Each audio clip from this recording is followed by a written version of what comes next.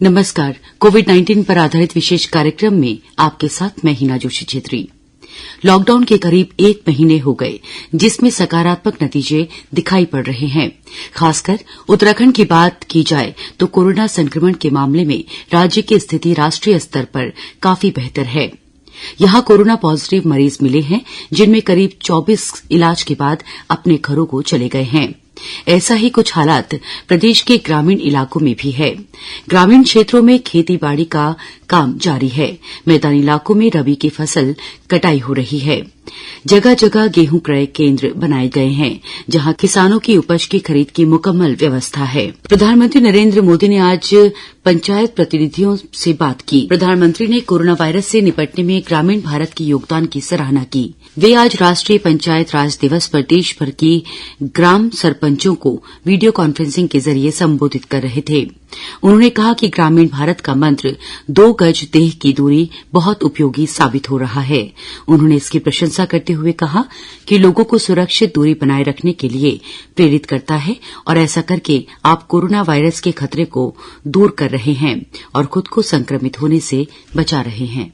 आप सभी ने दुनिया को बहुत सरल शब्दों में मंत्र दिया है। न सोशल डिस्टेंसिंग का शब्द प्रयोग किया, न लॉकडाउन का शब्द का प्रयोग किया, बड़े बड़े शब्दों का प्रयोग नहीं किया। आपने सिंपल सा मैसेज दे दिया 2 गज दूरी का, या कहें 2 गज देह की दूरी का। इस मंत्र के पालन पर गांवों ने बहुत अद्भुत काम किया है। 2 गज दूरी यानी सोशल डिस्टेंसिंग बनाकर रखने से आप कोरोना वायरस को भी खुद से दूर रख रहे हैं, किसी संभावित संक्रमण से खुद को बचा रहे हैं। प्रधानमंत्री ने कहा कि महामारी के संकट में आत्मनिर्भरता की आवश्यकता का अनुभव कराया है। अब हमें आत्मनिर्भर बनना ही पड़ेगा। बिना आत्मनिर्भर बने ऐसे संकटों को झेल पाना भी मुश्किल हो जाएगा। गांव अपने स्तर पर अपनी मूलभूत आवश्यकताओं के लिए आत्मनिर्भर बने, जिला अपने स्तर पर, राज्य अपने स्तर पर, और इसी तरह हमारा ये पूरा हिंदुस्तान कैसे आत्मनिर्भर बने। अपनी आवश्यकताओं की पूर्ति के लिए हमें कभी भी बाहर का मुंह नहीं देखना पड़े, ये तय करने का ये सबक हमें सीखा है। उन्होंने कहा कि हर ग्राम सभा, ब्लॉक और जिले को अपनी मूलभूत आवश्यकताओं के लिए आत्मनिर्भर बनने की जरूरत है। प्रधानमंत्री ने इस अवसर पर एकीकृत ई ग्राम स्वराज पोर्टल और मोबाइल ऐप का शुभारंभ किया। ये एकीकृत पोर्टल पंचायती राज मंत्रालय की एक नई पहल है।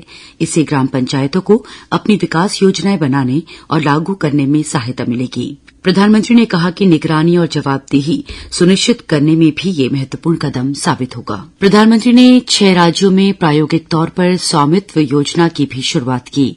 इसके तहत नवीनतम सर्वेक्षण पद्धतियों और ड्रोन का इस्तेमाल कर ग्रामीण आवासन भूमि का मानचित्रण किया जा सकता है। प्रधानमंत्री ने कहा कि इस योजना से ग्रामीण क्षेत्रों में नियोजन तथा राजस्व संग्रह को सुचारू बनाने और संपन्न अधिकारों पर स्पष्टता सुनिश्चित करने में मदद मिलेगी। शहरों और गांवों में दूरी को कम करने के लिए आज सरकार द्वारा 2 बड़े प्रोजेक्ट शुरू किए गए हैं। एक है ई ग्राम स्वराज और दूसरी ऐप की विशेषता है हर ग्रामवासी के लिए उसमें स्वामित्व योजना की शुरुआत। ई ग्राम स्वराज यानी simplified work based accounting application for Panchayati Raj. ये एक प्रकार से ग्राम पंचायतों के संपूर्ण डिजिटलीकरण की तरफ एक बड़ा कदम है। इस कार्यक्रम का आयोजन प्रधानमंत्री और ग्राम पंचायत प्रतिनिधियों के बीच सीधी बातचीत के उद्देश्य से किया गया। श्री मोदी ने इस अवसर पर कहा कि पंचायतों की प्रगति से देश और लोकतंत्र का विकास सुनिश्चित होगा। मुख्यमंत्री त्रिवेंद्र सिंह रावत ने प्रदेश के सभी पंचायत प्रतिनिधियों को राष्ट्रीय पंचायती राज दिवस की हार्दिक शुभकामनाएं दी। उन्होंने कहा कि देश के विकास में पंचायती राज संस्थाओं की महत्वपूर्ण भूमिका है। वर्तमान में कोरोना वायरस के इस वैश्विक संकट में सभी पंचायत प्रतिनिधियों ने जिस जागरूकता का परिचय देते हुए अपनी भूमिका का निर्वहन किया है, उसकी जितनी प्रशंसा की जाए कम है। उन्होंने कहा कि अगर आप सभी का सहयोग नहीं होता तो इस महामारी को नियंत्रित करना बहुत मुश्किल होता। उन्होंने इसके लिए सभी को बधाई दी है। सभी पंचायत प्रतिनिधियों को नमस्कार। राष्ट्रीय पंचायती राज दिवस है और इस अवसर पर मैं आप सबको बहुत बहुत शुभकामनाएं और बधाई देता हूं।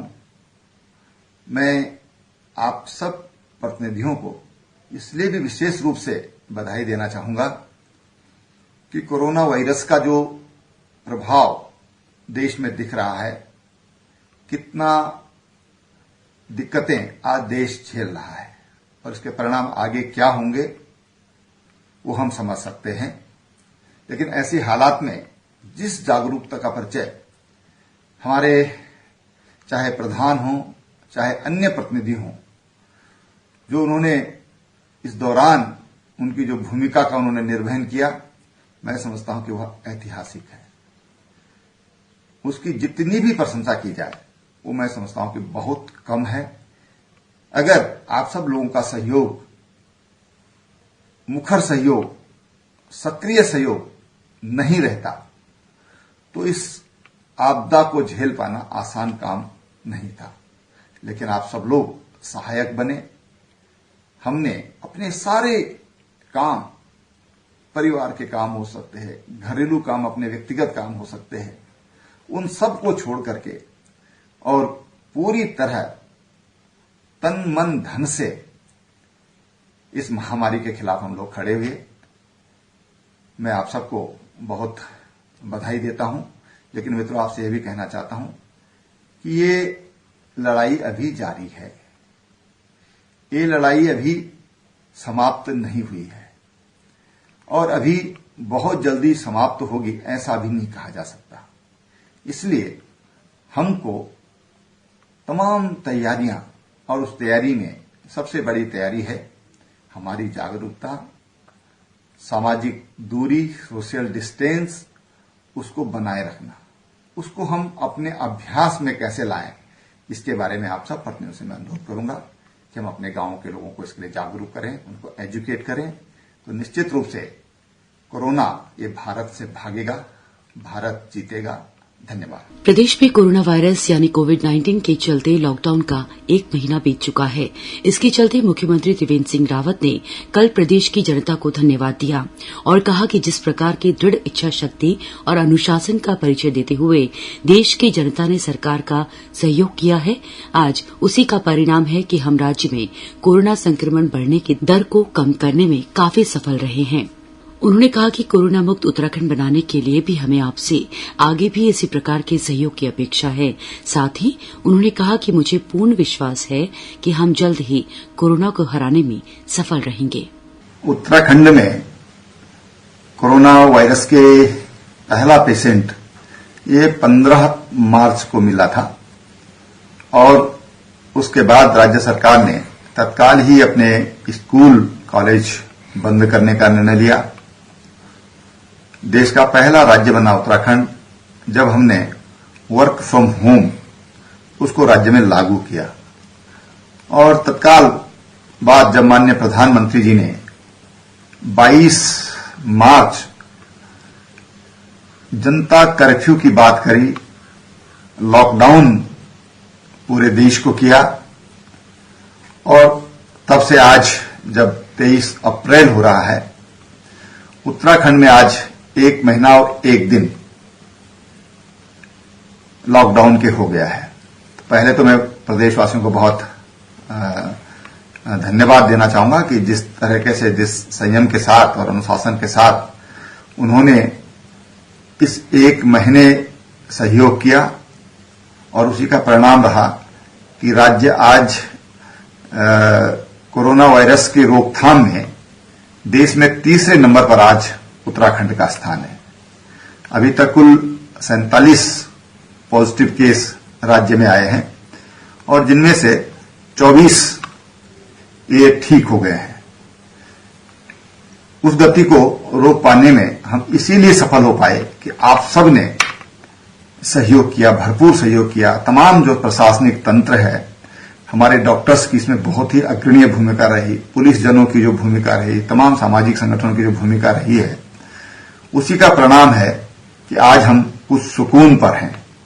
मुझे विश्वास है कि हम बहुत जल्दी कोरोना मुक्त राज्य में हम लोग सम्मिलित हो जाएंगे।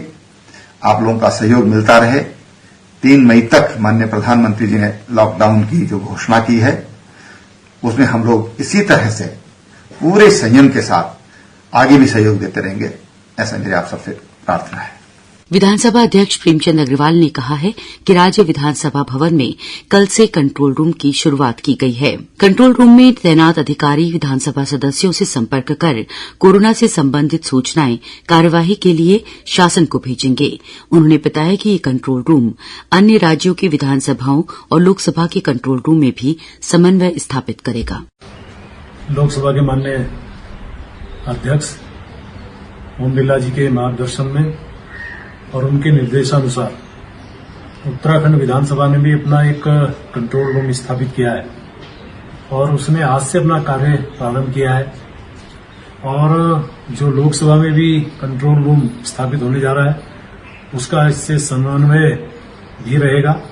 और जो भी माननीय विधायकों की इस दौरान समस्याएं हमें प्राप्त होंगी, हम कोशिश करेंगे शासन स्तर पर वो उनका निराकरण हो, ताकि कोरोना महामारी से निपटने के लिए पूरे प्रदेश भर में हमारे माननीय विधायकों को कोई भी इस प्रकार की समस्या जिसमें हम सहायक सिद्ध हो सकें, उसको करने का हम प्रयास कर रहे हैं। और मैं उम्मीद कर रहा हूं कि हमारे सभी माननीय विधायक पूरी तरह से अपने क्षेत्रों में लगे भी हैं। फिर भी यदि हमारी आवश्यकता होगी, हम भी उन्हें पूरी मदद करने का प्रयास करेंगे। कोविड-19 संकट के दौरान स्वयं की देखभाल और रोग प्रतिरोधक क्षमता के लिए कुछ आयुर्वेदिक उपाय हम आपको बताने जा रहे हैं। कोविड-19 संकट के दौरान स्वयं की देखभाल कैसे करें और रोग प्रतिरोधक क्षमता के लिए कुछ आयुर्वेदिक उपाय हम आपको बताने जा रहे हैं। च्यवनप्राश का सेवन रोजाना सुबह 1 चम्मच जरूर करें। Diabetic patient sugar free chyawanprash ले सकते हैं। तुलसी, काली मिर्च, दालचीनी, सौंठ यानी सूखी अदरक और मुनक्का से बनी हर्बल टी या काढ़ा दिन में 1-2 बार जरूर पिएं। स्वादानुसार आप इसमें गुड़ या ताजा नींबू का रस मिला सकते हैं। गर्म दूध का सेवन करते वक्त उसमें आधा चम्मच हल्दी मिलाकर ही सेवन करें।